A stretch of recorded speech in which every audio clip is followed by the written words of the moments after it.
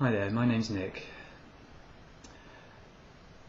Over the last few days I've just been looking at the videos that people have uploaded for It Gets Better, and I've been very touched by the things people are saying and the feeling of community that is there, that people are creating. People are wanting to share their experiences. I remember when I was 8 years old, the first time I saw something on television where it was a comedy programme. It was just sort of a joke really, but it was laughing at a gay man, or a situation where a man was obviously gay, attracted to another man.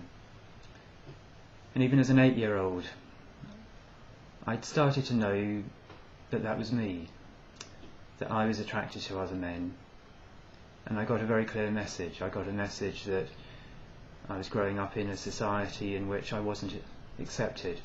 I was going to be laughed at. And that's a painful thing for an 8-year-old to start to feel that he's different, that he doesn't fit in, he's not accepted. And then I went on to secondary school. It's a very small school, quite quiet, never really any violence or fights. I was very lucky in a lot of ways. I wasn't bullied in a nasty way, but in a more insidious way, just words. People would say things, people would call me gay. I didn't even know what it meant at the time, but I could tell from the way they said it that it was an insult and they didn't think it was a good thing. So again, more messages telling me I was wrong, bad, that I wouldn't be accepted.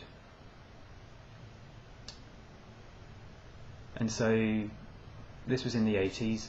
I was a teenager. HIV came along just as I was starting to become aware of my own sexuality as sort of about a 15-year-old. And then all the headlines were about, gay plague and how gay people were diseased. And so again, another message telling me I was wrong. Then when I was 19,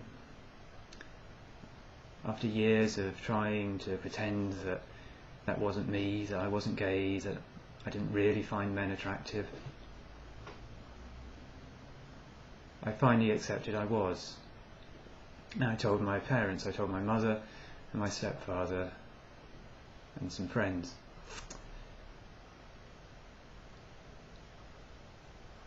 It was probably the hardest moment of my life, sitting down, having to say to my mother, look, this is who I am. I've considered, looked at it, by that time had some sexual experience, and so knew that, yes, this is me. I'm gay, and that's not going to change.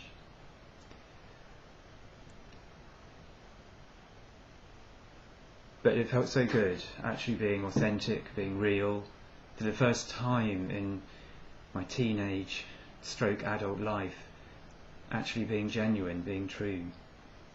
And however difficult it was going to be, I knew that if I could just be true to myself, true to what I felt, then no one had any power over me. No one could make me wrong, no one could criticise me, make me feel bad about who I was. Because all this criticism, it was just coming from prejudice, from misunderstanding, from fear. Why do people bully? Why do people hate? It's because they're frightened. It's because they see something they either don't understand, or that triggers something in them they're not ready to deal with. Maybe these masculine boys who aren't ready to acknowledge their own femininity because society tells them men are like this, men are strong, men don't cry. And they see gay people and they think gay people are feminine, they think that they're weak, effeminate, feminine. And the thing they most fear is being a feminine man themselves, so they hit out at the image of the thing in themselves that they can't love.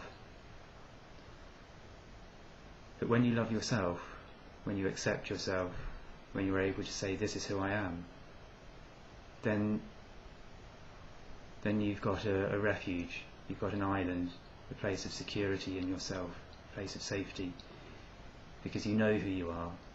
They don't really know who they are, but you really know who you are. So I told my mum, she was fine.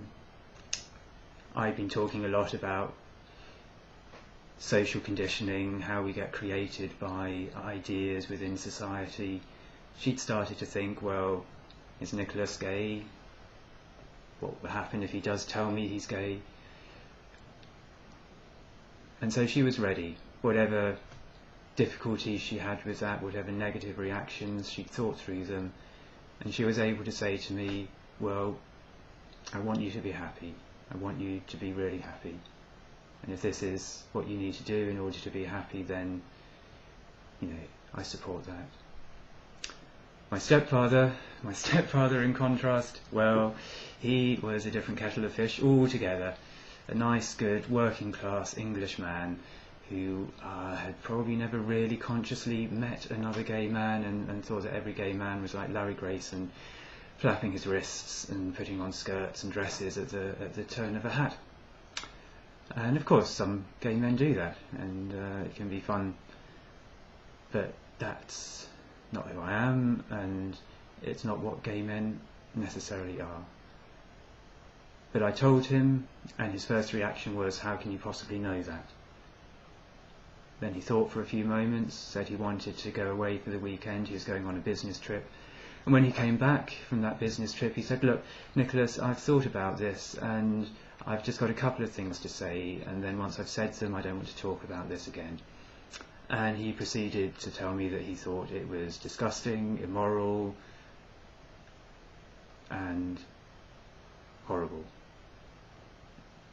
And that supposedly was it. That was his opinion, and that was going to be the end of it. Well, you might think it would be pretty difficult to live with that, to deal with that. I was still living at home, but I started going out, I started meeting gay friends, started socialising. I didn't speak to my stepfather a lot about it, but he knew that I was going out, he knew what I was doing. And then I started making some good friends, people in Cambridge in England, where I lived. And then they started visiting me at home. So one time my stepfather needed his shed moved. Sounds a bit trivial, but it's actually quite significant for me, because this friend and his boyfriend came over and the four of us moved the shed.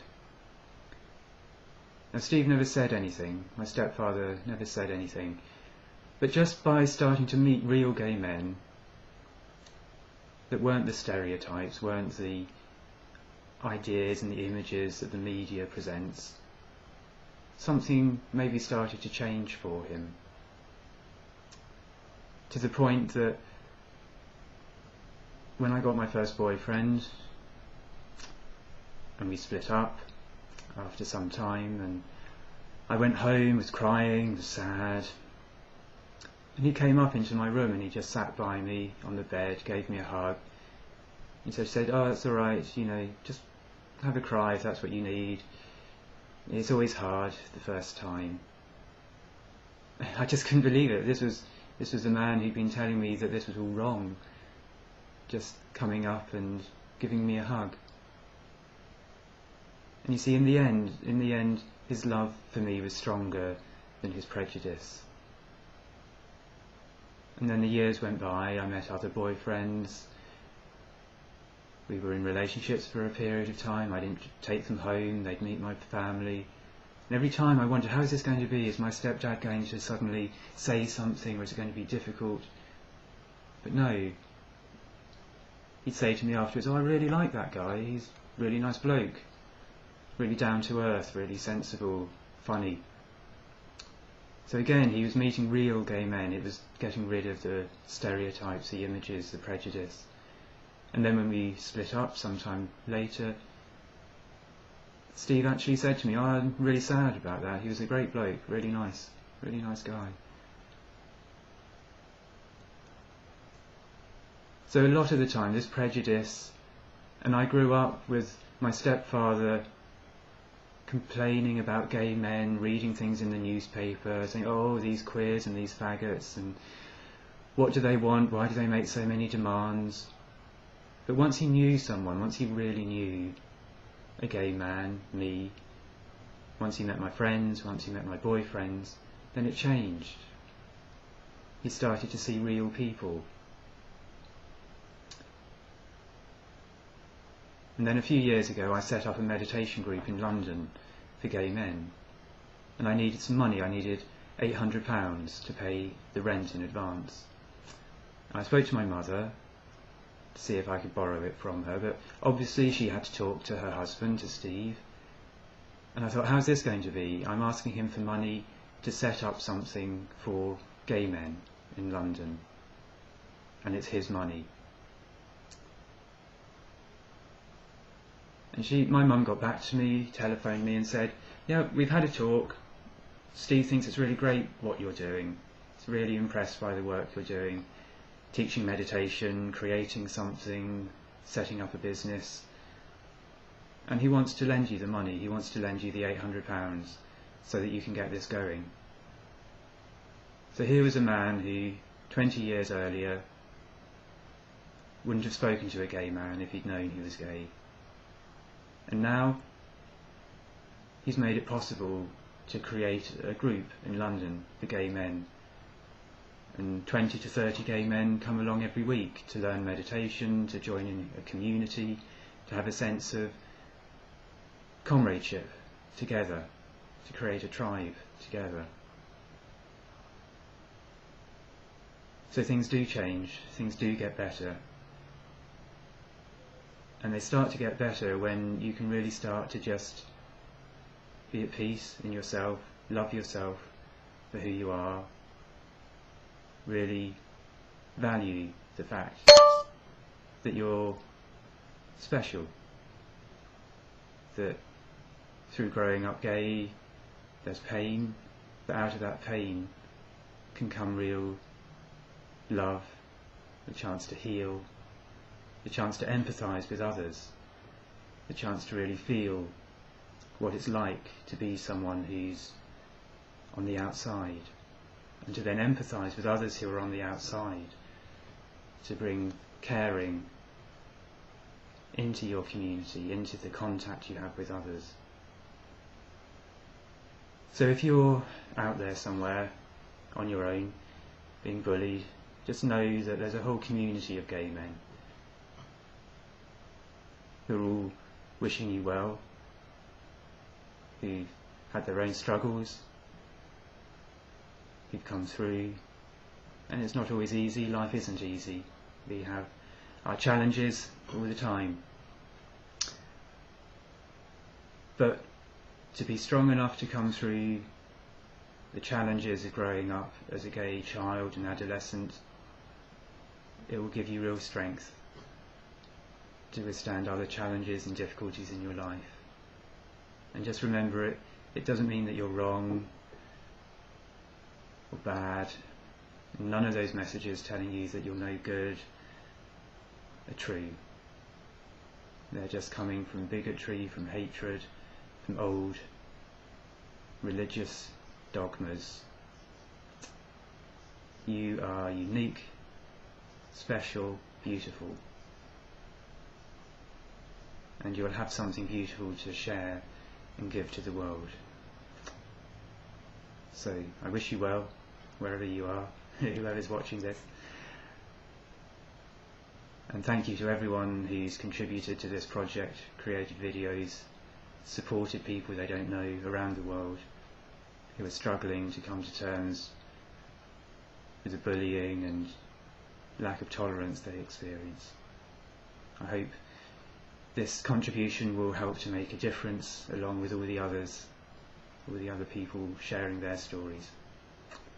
So be well, and All the best.